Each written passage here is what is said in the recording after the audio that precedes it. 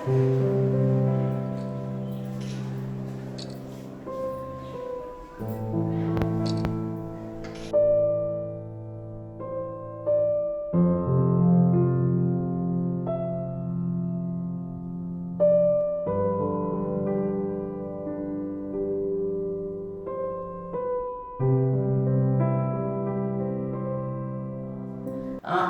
पता है कि ये कौन थी और इन्होंने क्या किया था?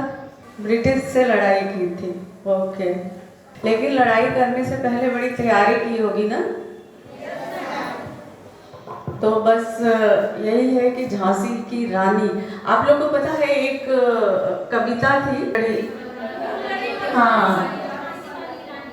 किसने लिखी थी? हाँ, सच में बहुत कुछ जानते हैं आप लोग। तो सोचिए कि वो आप जैसी ही एक लड़की थी, नाना के संग पढ़ी लिखी थी, नाना के संग खेली थी, बरछी भात ढाल कृपाण कटारी उनकी वही सहेली थी। तो उन्होंने ये सारी जो विद्याएं थी वो बचपन से ही सीखी थी। तो वो ब्रिटिश पीरियड था जहाँ पे कि जंग लड़ने की ज़रूरत थी, लेकिन अभी ये पीरियड दूसरा है। यहाँ पे आप लोगों को अपनी बुराइयों से लड़ना है, आदतों से लड़ना है अभी से। और जो घर में मदर फादर बताते हैं, जो टीचर्स आपको पढ़ाते हैं, उसको पढ़ के आगे बढ़ना है। रानी लक्ष्मीबाई ने तो बचपन से लेके सीखा, शादी हुई, उसके बाद वो झांसी की रानी बनी। झांसी की रानी बनने के बाद उनके पति की डेथ हो गई, उनका एक बेबी भी हुआ था, उसकी भी डेथ हो गई। और चूँकि उस समय ब्रिटिश पीरियड था तो एक नियम ये भी था कि अगर किसी के कोई बच्चा नहीं होता है या कोई संतान नहीं है तो उसको ये राजगद्दी पर बैठने का कोई अधिकार नहीं था।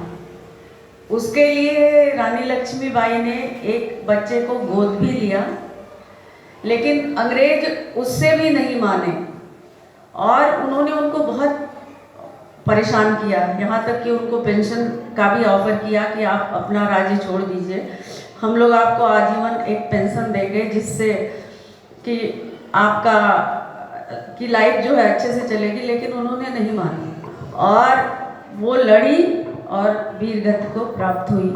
लेकिन लक्ष्मीबाई के साथ ही साथ एक और थी, झलकारी बाई। उनके बारे में पता है किसी? झलकारी बाई एकदम लक्ष्मीबाई का प्रतिरूप थे। लेकिन सबसे पहले आप लोग को, अभी बहुत छोटे हो तो ये सीखना है कि रोज हर दिन कि आपको कैसे आगे बढ़ना है।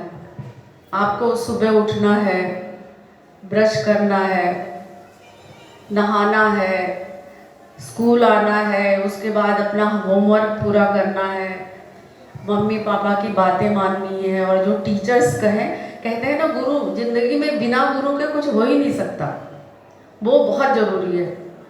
कहते हैं कि गुरु गोविंद दो खड़े काके लागू पाए, और बलिहारी गुरु आपनो गोविंद दियो बताए। तो भगवान ने खुद कहा है कि गुरु से बड़ा कोई भी नहीं है। इसलिए कि हम जो कुछ भी बनते हैं, जो कुछ भी सीखते हैं, वो यही स्कूल और गुरु के माध्यम से ही सीखते हैं। तो बस इतना ही कहूँगी कि आप लोग जिंदगी में आगे बढ़िए। अनुशासन बहुत ज़रूरी है लाइफ में, और संस्कार। तो इन दोनों को लेके और पढ़ते रहिए, आगे बढ़ते रहिए। कोई भी आप लोगों को कभी रोक नहीं पाएगा। और कभी भी कोई प्रॉब्लम है, जितने भी बच्चे हैं क्लास में, लड़के लड़कियां, सब आपस में दोस्त हैं, कोई लड़ाई झगड़ा नहीं, कोई किसी, हर एक की हेल्प करिए। अगर एक आदमी दूसरे की हेल्प करेगा, वो फिर दूसरे की हेल्प करेगा, तो सारे के सारे आगे बढ़ेंगे। समझ में आ रही है मेरी बातें? हाँ, तो बस यही है। बाकी आप लोग को देख के बहुत अच्छा लगा, आप लोग को पता भी बहुत कुछ है। तो मेरी ढेर सारी शुभकामनाएं आप लोगों को, आप लोग आगे बढ़े। Love you. किया है लेकिन छोटी छोटी चीज़ें जो मुझे लग रहा है आप लोग को पता होंगी, किसी को अपनी गुड़िया को दुल्हन बनाने का शौक होता था, किसी को किचन चूल्हा जो मिट्टी के किचन के बर्तन आते थे, बहुत सी लड़कियां उनसे खेलती थी। पर जो हमारी रानी लक्ष्मीबाई थी उनका नेचर बिल्कुल अलग था।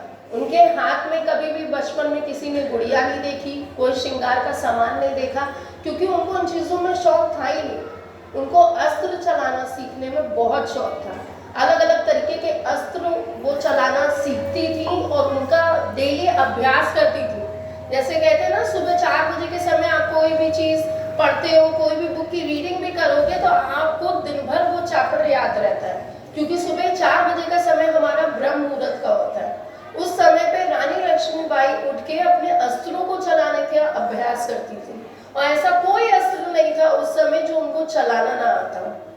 दूसरी चीज, रानी लक्ष्मीबाई हमें क्या सिखाती है कि औरतें सिर्फ किचन में काम करने के लिए, बच्चों को संभालने के लिए नहीं होती हैं।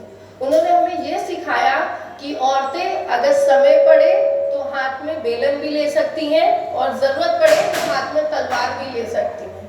पहले उन्होंने एक गृहस्थ जीवन जिया, जब उनके जीवन में विपदा आई तब उन्होंने उस चीज में उतनी सच्चाई से, ईमानदारी से, उतनी ज्यादा स्ट्रेंथ के साथ खड़ी हुई, हाथ में तलवार लेके उन्होंने अपने राज्य के लिए कितनी लड़ाई करी। और उस समय ये भी नहीं था, वो समय तो बहुत पुराना था, लड़कियों को बाहर नहीं निकलना है, लड़कियों को ये नहीं करना है, इससे नहीं मिलना है, यहाँ नहीं जाना है। लेकिन रानी लक्ष्मीबाई का जीवन बिल्कुल ही अलग था। उन्होंने औरतों को इंडिपेंडेंट बनाया, आत्मनिर्भर किया कि एक औरत चाहे तो सब कुछ कर सकती है, उसके अंदर कॉन्फिडेंस होना चाहिए। जैसे आज जो बातें चलती हैं वुमेन एम्पावरमेंट के लिए, कितनी सारी स्कीम्स गवर्नमेंट ने भी निकाली हैं, पर ये वुमेन एम्पावरमेंट तो मुझे लगता है रानी लक्ष्मीबाई के समय से ही शुरू हो गया था। वुमेन एम्पावरमेंट का मतलब क्या होता है कि औरतों को आगे करना, हर स्टेट में, हर जगह पे, हर जॉब में औरतों को फर्स्ट प्रेफरेंस देना। पर ये चीज़ तो उन्होंने तभी सिखा दी थी कि औरतें चाहे तो वो सब कुछ कर सकती हैं। उनकी क्या खूबियाँ थी, वो आत्मनिर्भर थी, उनके अंदर किसी चीज़ का डर नहीं था, उनके अंदर एक दृढ़ निश्चय था कि वो जो काम करना चाहे वो काम कर सकती हैं।